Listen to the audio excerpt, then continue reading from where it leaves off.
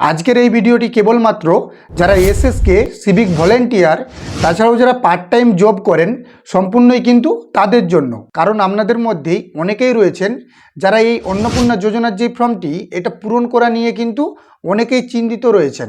তাই আজকের এই ভিডিওটি কেবলমাত্র যারা এসএসকে এবং সিভিক ভলেন্টিয়ার আর যারা পার্ট টাইম জব করে সম্পূর্ণই কিন্তু তাদের জন্য। তাই বলবো ভিডিওটা কিন্তু খুবই মনোযোগ সহকারে দেখতে থাকুন, তাহলে কিন্তু আপনারা সমস্ত কিছুটাই বুঝতে পারবেন। তো আমি বেশি কথা বলবো না, আপনারা দেখছেন বাংলা টিপস চ্যানেলের ভিডিও, আমি জগদীশ। আপনারা যদি এখন এই চ্যানেলটিকে সাবস্ক্রাইব না করে থাকেন তাহলে এখনই সাবস্ক্রাইব করে দিন। তো চলুন ভিডিওটা কিন্তু শুরু করা যাক। তো অন্নপূর্ণা ভাণ্ডারের যেই ফর্মটি রয়েছে এই ফর্মটি কিন্তু 13টা পেজে। তো এই 13টা পেজ কিন্তু খুব দক্ষতার মধ্যে দিয়ে কিন্তু পূরণ করতে হবে, তাহলেই কিন্তু আপনাদের ব্যাঙ্ক অ্যাকাউন্টে মাসে 3000 টাকা করে পেয়ে যাবেন। কিভাবে ফর্মটাকে পূরণ করতে হবে সেটা কিন্তু আমি আপনাদেরকে বলে দেব। তো তার আগে বলে দিই আপনাদেরকে, যারা এসএসকে বা সিভিক ভলেন্টিয়ার বা যারা পার্ট টাইম জব করেন তাদের ক্ষেত্রে কিন্তু একটা কিন্তু নিয়ম রয়েছে। সেই নিয়ম মেনেই কিন্তু এই যে ফর্মটি রয়েছে এই ফর্মটিকে কিন্তু পূরণ করতে হবে, তাহলেই কিন্তু মাসে যে 3000 টাকা অন্নপূর্ণা ভাণ্ডারের এটা কিন্তু আপনাদের ব্যাঙ্ক অ্যাকাউন্টে সরাসরি ডিবিটির মাধ্যমে পেয়ে যাবেন। তো তার জন্য কি করতে হবে আমি আপনাদেরকে প্রথমে দেখিয়ে দিই কি নিয়মগুলো আপনাদেরকে মানতে হবে। তো সবার প্রথমে আমি চলে এসেছি সিভিক ভলেন্টিয়ারদের নিয়ে। তো এখানে আপনারা দেখতে পাচ্ছেন আমি কিন্তু একটা পেজ ওপেন করে নিয়েছি। এখানে কিন্তু পরিষ্কারভাবে লেখা রয়েছে, পরিবারের কোনো সদস্য সিভিক ভলেন্টিয়ার হলেও তার স্ত্রী অন্নপূর্ণা ভাণ্ডার প্রকল্পের জন্য আবেদন করতে পারবেন এবং ফর্ম পূরণ করতে পারবেন। এটা কিন্তু পরিষ্কারভাবে লেখা রয়েছে, আপনারা ওখানে দেখতে পাচ্ছেন। আমি আপনাদেরকে দেখিয়ে দিচ্ছি, এইখানে কিন্তু দেখতে পাচ্ছেন এটা কিন্তু লেখা রয়েছে।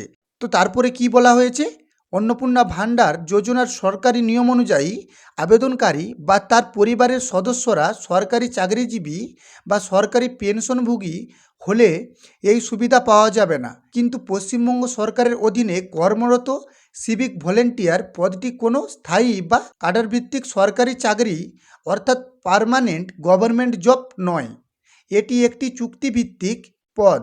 এটা কিন্তু আপনাদের এখানে লেখা রয়েছে, এটা কিন্তু আপনারা সকলেই জানেন। তো তারপরে কি বলা হয়েছে, তাই সিভিক ভলেন্টিয়ারদের স্ত্রীদের আবেদন করার ক্ষেত্রে আইনি বা নিয়মগত কোনো বাধা নেই। এটা কিন্তু আপনারা বুঝতে পেরেছেন, এখানে কোনো রকম প্রভাব কিন্তু আপনাদের পড়বে না যদি আপনারা এই অন্নপূর্ণা ভাণ্ডারের ফর্মটিকে পূরণ করেন। তো যদি কোনো সিভিক ভলেন্টিয়ার কোনো মহিলা হয় সেই ক্ষেত্রে কিন্তু সে নিজেও এই যে অন্নপূর্ণা ভাণ্ডারের যে ফর্মটি এটা কিন্তু পূরণ করে আবেদন কিন্তু করতে পারবে। তো আপনারা বুঝতে পেরেছেন। তো এখানে একটি কথা কিন্তু খুব গুরুত্বপূর্ণ দিয়ে আপনাদেরকে মাথায় রাখতে হবে, এখানে কিন্তু পরিষ্কার করে বলা হয়েছে ফর্ম পূরণের সময় যেই বিষয়গুলো মনে রাখবেন, আবেদনকারী মহিলার বয়স অবশ্যই 25 থেকে 60 বছরের মধ্যে হতে হবে এবং তাকে পশ্চিমবঙ্গের স্থায়ী বাসিন্দা কিন্তু হতে হবে। আপনারা যে সিভিক ভলেন্টিয়ার রয়েছেন তা সত্ত্বেও কিন্তু অন্নপূর্ণা ভাণ্ডারের যে ফর্মটি এটির জন্য আবেদন করতে পারবেন। তো তারপরে নেক্সট আমি চলে যাচ্ছি এসএসকে।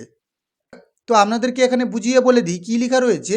তো পশ্চিমবঙ্গ সরকারের অন্নপূর্ণা ভাণ্ডার যে প্রকল্প যোজনা প্রকল্পের নিয়ম অনুযায়ী শুধুমাত্র স্থায়ী সরকারি চাকরিজীবী অর্থাৎ পার্মানেন্ট গভর্নমেন্ট এমপ্লয়ি বা নিয়মিত সরকারি পেনশনভোগীরাই এই প্রকল্পের সুবিধা থেকে বঞ্চিত হবেন।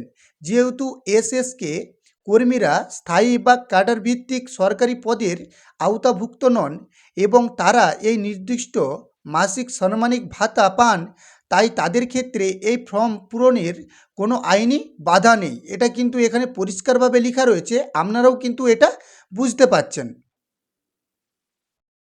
তারপরে কি লেখা রয়েছে, প্রধান যোগ্যতার শর্তাবলী। তো আপনারা দেখতে পাচ্ছেন এই যে অপশানটা রয়েছে এইখানে আপনাদেরকে চোখ রাখতে হবে, প্রধান যোগ্যতার শর্তাবলী, বয়স ও বাসস্থান। তো এখানে কী লেখা রয়েছে, আবেদনকারী মহিলার বয়স অবশ্যই 25 থেকে 60 বছরের মধ্যে হতে হবে, তবেই কিন্তু এই অন্নপূর্ণা ভাণ্ডারের যেই প্রকল্পের সুবিধা এটা কিন্তু পাবেন। তো তারপরে কী লেখা রয়েছে, আয়কর দাতা হওয়া চলবে না। এসএসকে কর্মীর পরিবারের কোনো সদস্য যেন কেন্দ্রীয় বা রাজ্য সরকারের আয়কর দাতা না হন। তো ধরুন আপনি এসএসকে কর্মী, তো আপনার পরিবারের কোনো যদি সদস্য থেকে থাকে সরকারি কাজে কর্মরত রয়েছেন এবং সে সরকারকে কোনো ইনকাম ট্যাক্স প্রদান করছেন তাহলে কিন্তু এই প্রকল্পের সুবিধা আপনারা পাবেন না। তো তারপরে কি বলা হয়েছে, এই এসএসকে নিয়েই আমি আপনাদেরকে আরও একটু ডিটেলসে ভালো করে বুঝিয়ে বলছি। তো এখানে পরিষ্কার করে লেখা রয়েছে, এসএসকে চাকরি ও পারিবারিক আবেদন। আবেদনকারী নিজে কি পারবেন? হ্যাঁ, কোনো মহিলা যদি এসএসকে শিশু শিক্ষা কেন্দ্রের কর্মী হন তবে তিনি এই অন্নপূর্ণা ভাণ্ডারের ফর্ম পূরণ করতে পারবেন। এসএসকে পদটি চুক্তিভিত্তিক এবং সরকারের কাছ থেকে নির্দিষ্ট সাম্মানিক ভাতা দেওয়া হয়। এটি কোনো রকমভাবে স্থায়ী বা ক্যাডার ভিত্তিক সরকারি চাকরি নয়, এটা কিন্তু আপনারা সকলেই জানেন। তো তারপরে কি লেখা রয়েছে, তো আপনাদেরকে দেখিয়ে দিই, পরিবারের অন্য কেউ কি পাবেন? এখানে কিন্তু পরিষ্কার করে লেখা রয়েছে, হ্যাঁ, বাড়ির অন্য কোনো যোগ্য মহিলা যেমন আপনার যা বা ননদ আবেদন করতে কিন্তু পারবেন। পরিবারের কেউ এসএসকে তে যুক্ত থাকলেও অন্য সদস্য ফর্ম বাতিল হবে না।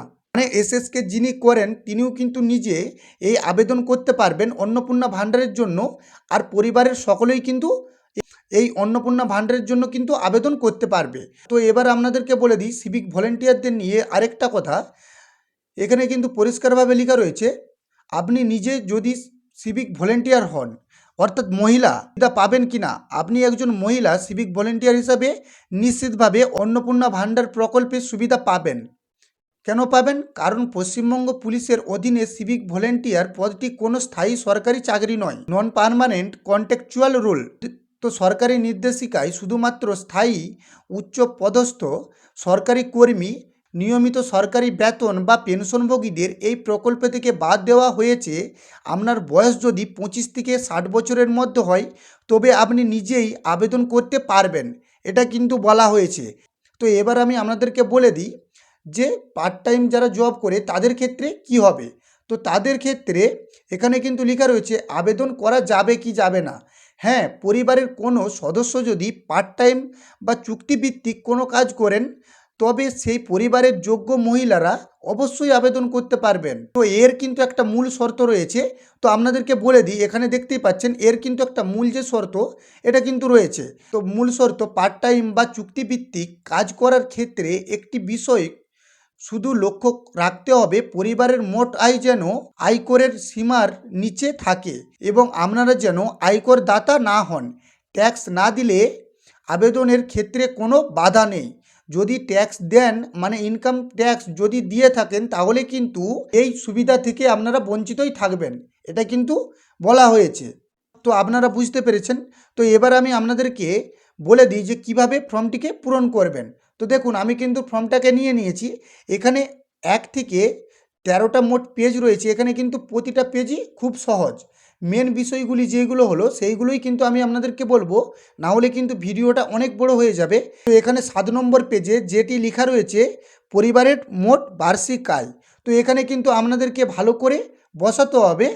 তো যদি আপনার বেতনটি কোনো ক্ষেত্রে 5,000 বা 10,000 হয়, সেই ক্ষেত্রে 12 দিয়ে কিন্তু 5কে গুণ করে তোমাদেরকে যত হবে তার সঙ্গে ফ্যামিলি মেম্বারের যদি তোমাদের 2 জন বা 3 জন থাকে তাদের আয় কত সেটা কিন্তু তোমাদেরকে টোটাল করে এখানে বসাতে হবে, এটা কিন্তু মাথায় রাখতে হবে। তো তারপরে তোমাদেরকে কি করতে হবে, আমি আরেকটা কিন্তু মেন টপিকে চলে যাচ্ছি কারণ ভিডিওটা বেশি বড় করব না। তো এখানে 5 নম্বর যে পেজটি রয়েছে, 5 নম্বর পেজে যদি আসেন আপনারা তাহলে কিন্তু এখানে আপনারা একটি কোশ্চেন পেয়ে যাবেন। এখানে 3 নম্বরের দেখতেই পাচ্ছেন লেখা রয়েছে কর্মসংস্থানের ধরন। এখানে পরিবারের প্রধান, সদস্য, সদস্য 2, সদস্য 3, এরকম করে কিন্তু সদস্য 5 অবধি কিন্তু রয়েছে।